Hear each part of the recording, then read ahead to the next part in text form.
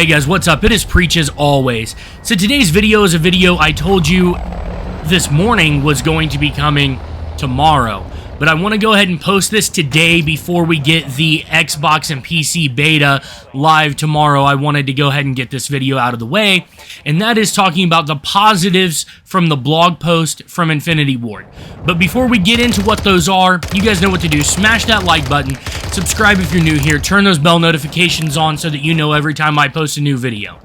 Alright, let's go ahead and jump straight into these positives. And positive number one is that Infinity Ward actually made a blog post. The communication, they're talking to us, they're letting us know what they think, and to me that is a big deal. They're not just taking in all their information and not telling us what their thought process and not telling us what it is that they've planned to do going forward. They're actually communicating their plans. So whether you agree with those plans or whether you disagree with those plans doesn't really matter for this point. The point is that they are actually talking to us and letting us know, and to me that's awesome. So thank you for that, Infinity Ward. That is great. I appreciate the blog post and your communication. That has been awesome, so thank you for that. Number two, they're looking at how to better implement the perk system. So they're talking about maybe, you know, the ultimate perks and stuff, the perks that you earn later on into the game, us being able to earn those faster so that we have them for more of the game, which I think could be a good thing, but I still think there could be some weird balance issues with people joining later and stuff. So I'm curious to see what they do with that.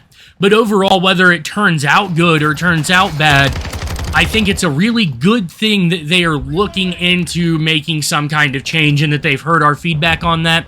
So again, thumbs up for me on that. Good job, Infinity Ward, right there. The next thing, for the remainder of the beta at least, they're looking at implementing a change into Footstep audio where it's going to limit the range it can be heard from and maybe soften or dampen it just a little bit, which should help us that like to move around a little bit.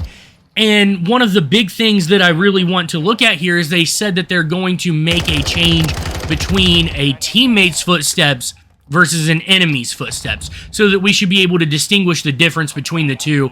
And to me, that's a huge thing. That could be a big deal, because I know I mentioned this in a video in the past, and I'm sure you guys have dealt with this, where you hear your teammates or you hear yourself and all of a sudden you're whipping around trying to make sure it's not an enemy chasing you or something like that, because maybe your teammate's so close to you that their arrow's not even appearing on the mini-map because it's under yours or whatever it is, or you heard it and you whipped and you didn't even have a chance to check the mini-map.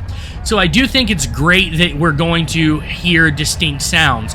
Another issue that could become, you know, potentially a problem in with them sounding the same is you hear the footsteps, but you check your mini-map and you see a teammate's arrow, so you just assume, oh, that's the teammate, and you don't turn around, and then you get shot in the back because the footsteps you heard actually were an enemy.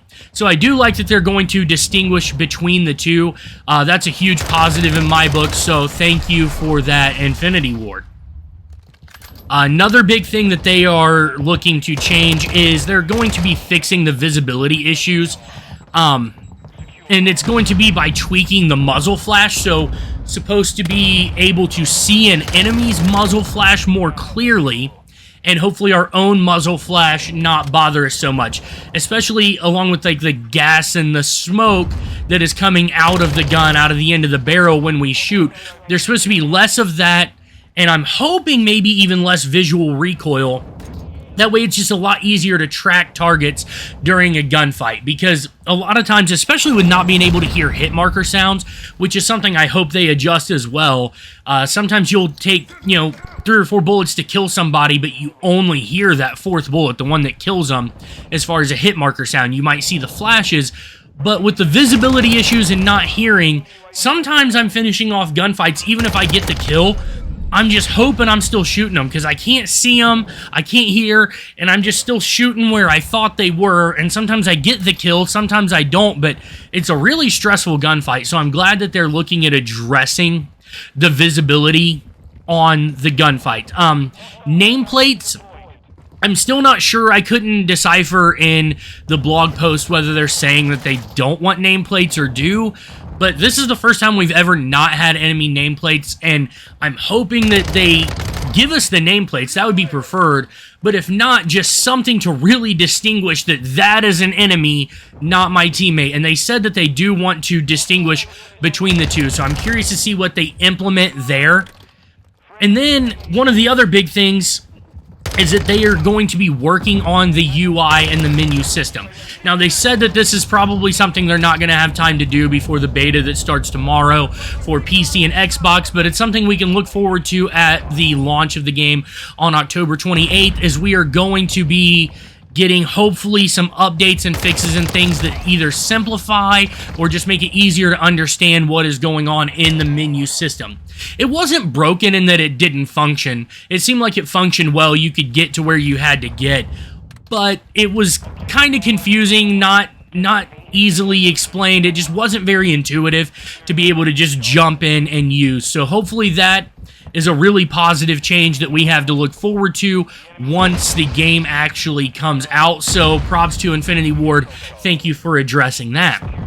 And then I wanted to save this particular subject for last. This is really divisive right here. There are some people who love slide canceling and some people who hate slide canceling.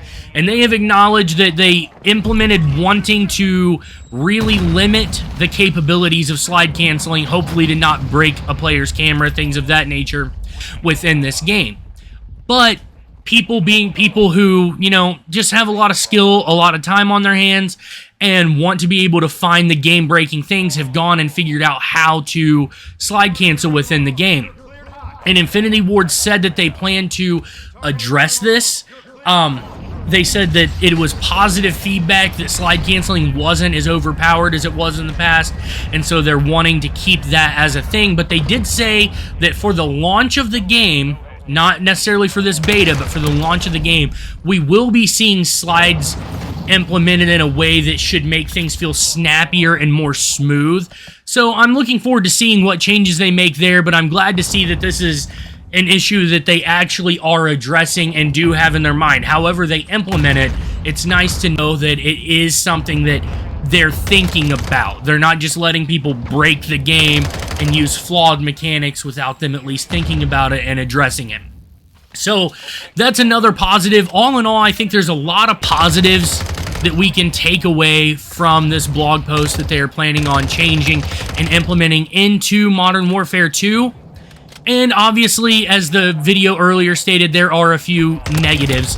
And I want to know what you guys think. Do the positives outweigh the negatives, or do the negatives outweigh the positives in this blog post? For me personally, while there's a longer list of positives, the negatives are the two most important topics to me. So for me, the negatives do outweigh the positives, but I am glad to see that they are doing things that the community has asked for, the community wants.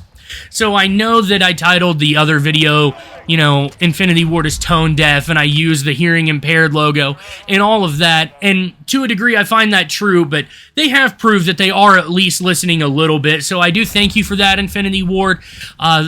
You know, really looking forward to playing the rest of the beta over this coming weekend and the launch of the game in October. So hopefully you guys have enjoyed this video. You know what to do. Smash that like button. Subscribe if you're new here. Turn those bell notifications on if you want to know when I post a new video. And I will catch you guys in the next one. Preach out.